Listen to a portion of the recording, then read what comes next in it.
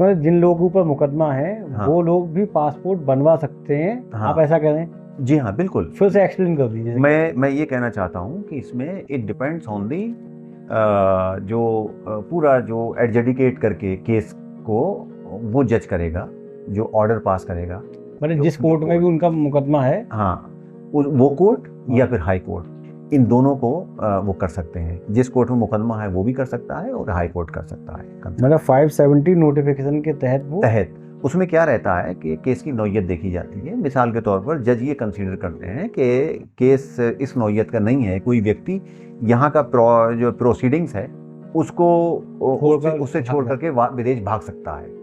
बहुत सारे ऐसे मुकदमे, क्योंकि इसमें कहीं पर भी ये नहीं किया गया है कि जो माइनर ऑफेंसेस हैं या जो मेजर ऑफेंसेस हैं उसमें कहीं डिफरेंशिएट नहीं किया गया। तो जज के ऊपर डाल दिया कि अगर वो डॉक्यूमेंट ले आएगा, हाँ, जज से कोई एक ऑर्डर या उसको जो है, जो एप्लीकेंट है, उसको एक अंडरटेकिंग देनी पड़ती है कि जब कभी भी कोर्ट को ज़रूरत पड़ेगी, किसी भी तारीख पर मैं हाजिर होऊंगा, और कुछ उसको एक तरह से श्योरिटी देने पड़ते हैं कोर्ट में, तो उनके बिहाफ पर वो ये ऑर्डर कर देता है, इसे शॉर्ट वैलिडिटी पासपोर्ट दे दिया जाए। कोई व्यक्ति वो ऑर्डर ले आए, वो ऑर्डर ले जाने के बाद वो कहाँ दे?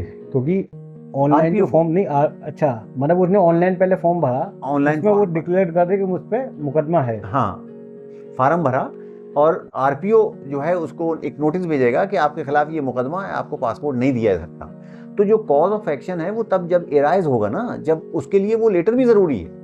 आरपीओ का वो लेटर ले करके जाएगा एप्लीकेशन में, कोर्ट में जब एप्लीकेशन लगाएगा 570 के तहत, तो उसको ये कहना पड़ेगा कि मैंने रिक्वेस्ट किया था आरपीओ को और आरपीओ ने मुझे देखिए पासपोर्ट के लिए मना कर दिया है, तभी आपसे ऑर्डर चाहिए, आपसे मुझे ऑर्डर चाहिए।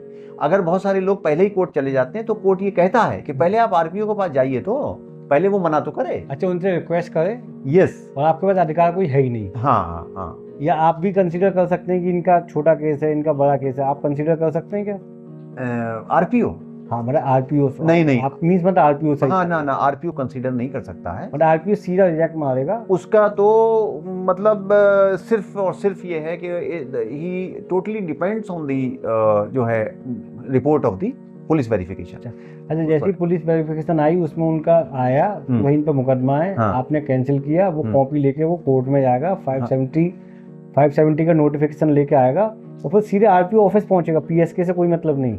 नहीं, पीएस देखिए, पीएसके क्या है, वो एक्सटेंडेड आर्म है आरपीओ। अच्छा, वो सिर्फ आपकी एप्लीकेशन लेने के लिए, पुल करने के लिए, वहाँ कुछ नहीं है। वो जैसे बैंकों में नहीं होता है, जो मेजर जो चीज़ें हैं वो है, अदरवाइज जो क्लर्क रोजाना शाम को अपना सब खत्म कर देता है। इसी तरह से जो ये सिर्फ फैसिलिटेट सेंटर है आपकी एप्लीकेशन रिसीव करने के लिए, बाकी का सारा काम यानी आरपीओ के यहाँ प्रिंटिंग, डिस्पैच, सारा काम, पुलिस का इंक्वायरी जो वेरिफिकेशन है वो, और किसी भी तरह का एडिटिंग, चेंजिंग, आपकी रिक्वेस्ट को कंसीडर करना, वो सारा काम जो है आपका आरपीओ के यहाँ का है।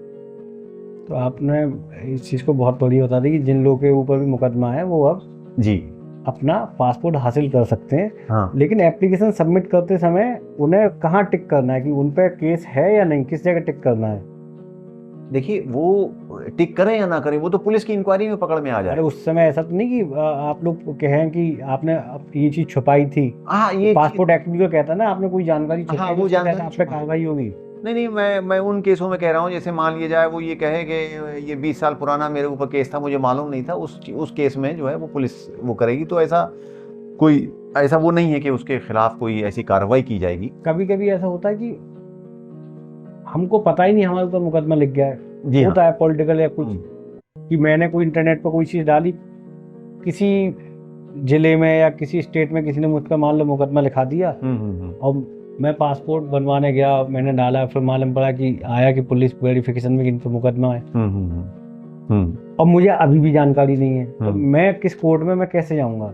अगर देखिए, या तो पुलिस अपना वो डिटेल दे दे और आपको ये मालूम हो जाए कि उस डिटेल में, कहाँ डिटेल देती? वो तो पुलिस तो सीधे आपको अपनी रिपोर्ट सबमिट कर देगी। नहीं, रिपोर्ट सबमिट कर देगी। मान लीजिए आप पुलिस में जा करके वो डिटेल के वो नंबर जो दे रही है ना कि आपके खिलाफ ये क्राइम है और ये इस अदालत में है, इतना पुलिस आपको दे देगी। वो आप उस कोर्ट में जाइए और आप अपना वो डिटेल जो है अपनी जो है रिट्रीव करवाइए उसमें कि भाई जो है मेरे खिलाफ क्या मुकदमा है। मान लिया जाए, बहुत सारे केसेस इस तरह के आते थे कि 20 साल पहले ना कभी कोर्ट से कोई नोटिस आया ना कुछ आया, लेकिन पुलिस की किताबों में वो दर्ज रह गया केस। वो उनकी एक डायरी होती है, उसमें वो केस दिख रहा है। तो वो उसके लिए हम ये सजेस्ट करते थे एप्लीकेंट्स को कि वो RTI डालें। तो सूचना के अधिकार के तहत वो ये मांग सकते हैं कोर्ट में कि उनके खिलाफ कोई मुकदमा तो नहीं है। तो किस किस कोर्ट में मांगेगा आदमी? नहीं, जो जिसने पुलिस ने जो बताया है, जो उसी कोर्ट में। हाँ। और वहां से ये आता है, नॉर्मली लोग लेकर के आते थे कि उनके खिलाफ कोई मुकदमा नहीं है, उसके बेस पर पुलिस को फिर उनका रिपोर्ट क्लियर करना पड़ता था।